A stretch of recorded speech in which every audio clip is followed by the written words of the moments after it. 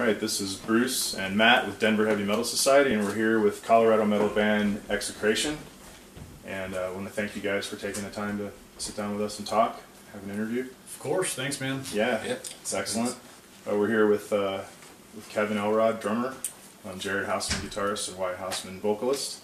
And I guess I'd like to start out, maybe Kevin, if you could just give us, as the sole original member, a quick brief history of the band, kind of a little evolution, some of the members that have been in other notable bands I know that have been in the lineup over the years. Yeah, no problem. Well, we basically started out, myself and Colin Ferran in 2006, basically started out with the concept of, trying to get metal brutal and, get our own path going on it.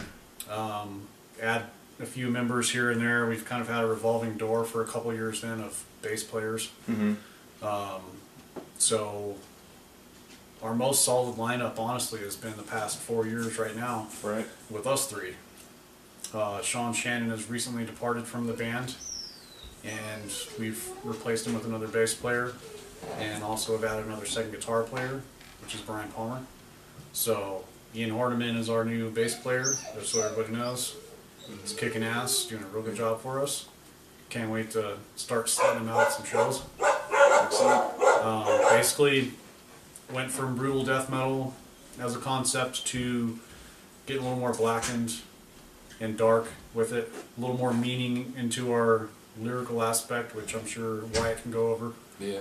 Other than that, man, trying to keep it technical, brutal, just fucking kill everybody who listens to it. Alright. And how did the three of you come to start playing together originally? How did you guys join the band? We originally started playing Bohemian Grove shows. It was a symphonic black metal band we were doing back in the day. We put a lot of shows with Kevin together, and hung out a lot. We just met up on shows. It kind of also started because we had Don Evans as our vocalist in the band, which he's now doing Despise the Sun. Wish him luck with it, whatever. But we originally needed a vocalist, and so I approached Wyatt a couple times, and it took him a little bit because he wasn't quite into brutal death metal as much. So as soon as he started with us, he kind of got addicted to it. And then it evolved to where we needed a second guitar player because we were parting ways with Jason Moore. So we got Jared in here, and that's how us three are in it right now. Okay. And how many releases has this lineup released? Is the new album? As this release, it's just the new album, Acceptance of Zero Existence, with us, and I was very excited to, get these guys on the release, because we've been the solid lineup for Execration for 4 years. Right. Yeah. So this is our representation. All right. Excellent. And how's the reception for the album been thus far, since it's been... We've been getting some really good reviews. Yeah, we've been getting great reviews, great turnouts at shows, great people buying merch, all that good stuff. We have very positive feedback. The only people that have kind of, give us a cold shoulder is more of the guys that are looking for slam. If you're looking for slam, go somewhere else. Everybody, there's artwork. Yeah, we had Tony Cole with the artwork, so that, anybody that works with Tony, that always helps get the name out there, and I wanted him to do something more than just gore, because that's not what we're about. Gore is good, but, it's overplayed, just like... It's just too saturated. Yeah, it's way too saturated since day one, it's been going 20-some-odd years strong with gore, so it's not what we're about. Wyatt, can you give us a little bit of an idea of kind of your lyrical inspiration and what sets Execration apart lyrically from other bands? It's more, this album has a couple concepts. Just the whole atmospheric realm of like the place of death. One of the songs, The Firth's Death, is that song's more about the angel of death, just first being basically just an angel, and he being the first one to pass to the other side. He's the first death, and basically the place of death. We got a song called Queen Amongst the Wolves. That's a song about Hecate.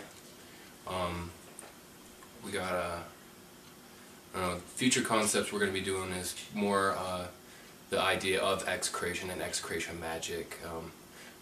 It's going to be more concepts around cursing and crossing. But That's about it, you know, it's yeah. our own version of death worship, basically, you know. Right. Are there particular tracks on the album that were more challenging lyrically than others to get your ideas across? Like The title track, because like we're kind of trying to come up with lyrical concepts for like, I don't know, things that The title track. otherworldly, yeah. Just kind of like coming up with things that are otherworldly from this place.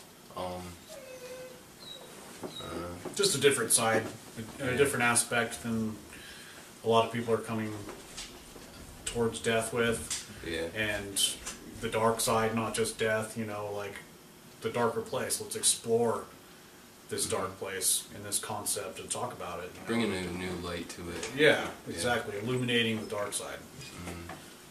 excellent. You guys have had some label changes in recent times. Can you tell us a little bit about that? I sure can.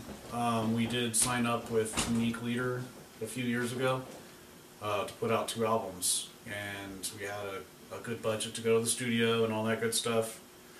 Had some complications. Had studio time canceled on us because of these complications multiple times. This album was supposed to be out, 2 years ago. So probably 2010, I think, was when we were originally supposed to be putting this album out. It took us till the end of 2012 because of the complications we went through, canceling 3-4 different sessions. And after that, it was like Good communication through the... yeah, it's like, dude, we need to get this shit going. We're trying to be fucking active. Help us out. So we canceled that contract and went back to Comatose Music, where Steve Green is a good guy, wants to get music out there and supports his bands. So sorry, Unique Leader, but not a very supportive label. And will you be sticking with Comatose, or is that going to change? Or? Not necessarily. We're just keeping our options open. Yeah, we're keeping our options open. I love Comatose Music. Like I said, Steve's supportive of his bands. But if there's other interests out there that, are a little bit bigger labels or something like that, I'm not going to deny talking to them and trying to swing a deal. We're trying to grow and get out there and, plant our stake and say, we're fucking here to stay. Right. We're not going anywhere. All right. Do you have touring plans in the near future? We're hoping to get out on the East Coast, hopefully towards the end of the summer, to where it's still summertime, where people show up to shows a little bit more, but not during the busy fest season where everybody is, stepping on each other's toes, trying to get paid gas money to get to the next place. Yeah, usually every year we've been going down to Texas. Texas, California, Vegas, like the usual. Always good turnouts in Southwest Texas, but Yeah. we want to explore, go New territory. Yeah, we got a lot of fans on the East Coast, and I know Yeah, for a especially New fact Jersey, they show New York up. area. Yeah, they show up. They support their scene. We've got a huge fan base up there, so gonna definitely try to make it up there sometimes. Yeah, and watch out for us in Denver. We're always around every once in a while. We don't try to saturate ourselves too much though, because we want people to come to the show. You do have a few local shows, Denver shows coming up in the near future, I understand. Yeah, Obsidian Fog. March 7th we're doing the church Mm-hmm. for the first Obsidian Fog event at the church, Mm-hmm. and then April 27th, I think, off the top of my head, I'm sorry if it's not correct, for the Wolves Apocalypse Fest up in Cheyenne, Wyoming. We're doing day 1. And we're going to be doing some more local shows in June. We've got June 3rd with some buddies of ours coming on tour for the festival time touring. And that's also going to be with locals of Vomit God. So it'll be a kick-ass show. Other than that, just keep them coming. We'll be playing shows. Just come out. Excellent. And how do you feel about just the Colorado metal scene at this point in general in 2013? How do you feel? Do you feel it's healthy? Do you feel it's... I feel it's healthy, and I feel It's changing a lot. yeah. There's been a lot of Since change. in the past couple 2007, years. it's kind of like going up and down, but The past year or so, I've seen tons of new bands in the past couple of years that come up and are kick ass. So keep it up, you know. Like we are into all forms of music, especially like the extreme metal aspect. You know, doom, black metal, death metal, Experimental everything, stuff. grind, experimental shit. You know, Speed and thrash. yeah, we love everything. So it's good. Denver's killing it right now. Excellent. What's the best way for fans to get a hold of your merchandise, your CDs and your t-shirts and everything? Contact us on Facebook, Reverb Nation. The MySpace is going to be coming back out soon, so people might be looking towards that, but Facebook.com/Execration Brutality. Same with Reverb Nation, Execration Brutality. Just check us out. Email us at execration420@gmail.com. You know, we'll be able to get you some merch. Excellent. Well, thank you guys very much for taking the time to speak with us today. Thank you. Of course, thank you. We really appreciate it. Cool. We'll hope to see you out at one of these shows soon. Cheers, we'll see you guys soon. All right, thanks. Coming out.